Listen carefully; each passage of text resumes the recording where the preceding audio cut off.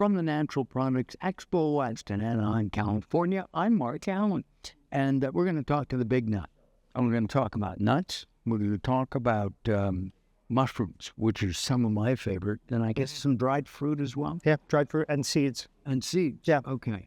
Seeds, well, you'll tell me. I mean, I guess peanuts, peanut seeds? Oh, well, cashew is a seed, very popularly, but it's always considered a nut for some reason. Got it. Yeah. Yeah. And I do love, I think cashews are my favorite. Cashews, maybe almonds.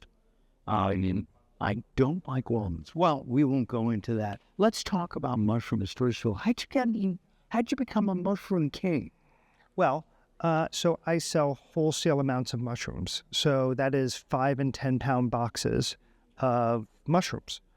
It started off by me selling 25-pound boxes of just nuts and dried fruit. So that was 42 varieties when I started out. So it was walnuts, it was pine nuts, it was almonds and cashews, and then got into the dried fruit. So it's pineapple, it's raisins, it's kiwi, it's coconut, all the other things, apricots, dates, and figs. So let me ask you, a lot of these dried fruits have sulfur added. Do you have sulfur in yours, or? Yeah, so most of the products are raw. Right. Not all of them, because with coconut, you can actually ship it without some sort of additive. Some of the products like cranberries are very hard to ship without like some sugar added. Some of the sulfur dioxide. Like I sell both apricots with sulfur dioxide and without. As an example, sulfur dioxide is a color saving agent. Yeah, but it's also the flavor. Like people like it. It's just traditional. It is traditional. Yeah. And then, as you said, you can have it without. And the apricot is a little bit darker. Yeah, it's more earthy. Yeah. Yeah. And I prefer it. But anyway, so are people into dried fruit rather than fresh food? Well, I think people are into saving money. They're into being able to store their food. So dried fruit can last for a very long time in a freezer, in a refrigerator, or just, stuck in a pantry. And that's the best way for people to save money. What I've been getting into is soaking it. So I'll take like an apricot and then just leave it in water for 24 hours. And then it's just a regular rehydrated apricot. Wow. Yeah, I do that quite a bit. I didn't realize you could do that. Oh, almonds, when you soak them, yeah, fantastic. You soak them for 24 hours, they become soft like gummy bears. Right. Oh, yeah. So you just leave them in water for 24 hours. And then you can cook with them in a different way than you would if they were just roasted. They actually grow and expand because they're hydrating. Yeah. So soaking almonds is one of my favorites. What about roasting? I like dry roast, which is where they take the raw nut and put it into an oven. Yeah. Okay. The traditional way has been with oil, and I don't want the extra calories. And usually the oil is not the best oil in the world. Yeah. If it's seed oil, if it's vegetable oil, canola oil, that is very bad for you. Avocado oil, macadamia oil is growing in popularity. Like hazelnut oil, a lot of those are much better for you. I've been trying to quietly go into my mother's home, take away her vegetable oil, and replace it with nut oils.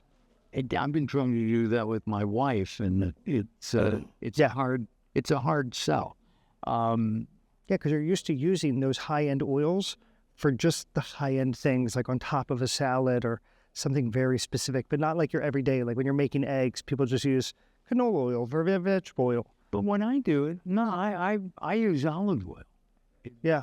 I mean, olive oil can be challenging. They just say it's the industry is very challenging. You get a lot of like adulterants in the the olive oil industry. But olive oil is great.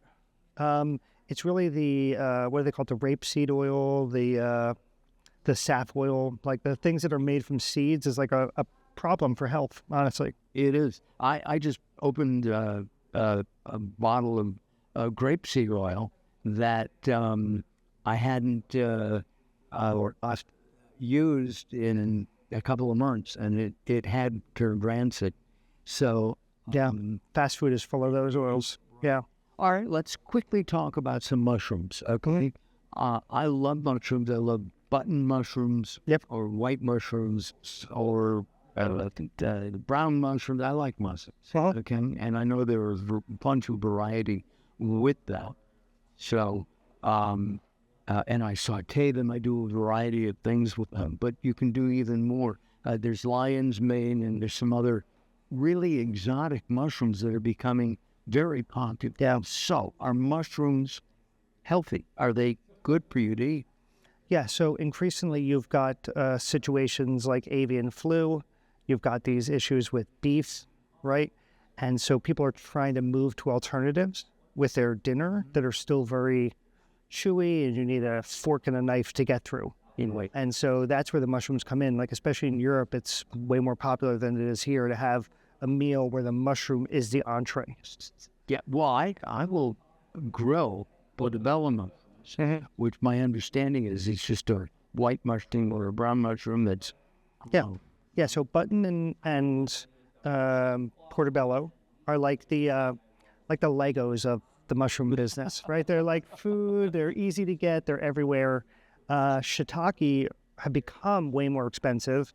Lion's mane has become way more expensive. It's also a health ingredient for a lot of people with digestive problems. But now they're getting into cordyceps. Now they're getting into maitake. A lot of these fringe mushrooms, reishi, turkey tail. So I sell these dried on the internet, and so that is the exciting part of it. Like, because people are finding out what health requirements are, like how it can help fight vaccines or how it can help with pharmaceuticals, like offsetting the issues of pharmaceuticals. Can you do you sell fresh mushrooms as well? No, I'm trying to work on that over time. That would be... For one thing, they're heavy, right? So they would have to grow on a piece of substrate, which is wood or a block of bread or something like that, where like mushrooms can grow on. But then actually shipping it out is a problem. Then it's like 25 pounds to ship fresh mushrooms. Just, I guess that piece of wood. Yeah. Well, as I said, Alyn is the king of, not the nuts, but he's also the king of mushrooms. And if you want to have get some information, you can go to wholesalenutsandDriedFruit.com. Yep. That's wholesalenutsandDriedFruit.com. Yeah, and then the mushrooms are going to come out of wholesalemushrooms.com. Oh, okay. Good deal. Yeah. So will you cook with us on our sister show? I would love to. I'd love to bring you some ingredients, and talk to the farmers and kind of get a few pounds that are coming out fresh. Once you have a fresh walnut, then it really changes your whole day. When I was a kid, I used to take the green skin off the walnut. Oh, yeah. And then eat the walnuts. So I don't eat them. I don't know why. It's just... You don't do it anymore. Yeah. Now you can just go to the store and get some cracked walnuts. Yeah. Exactly.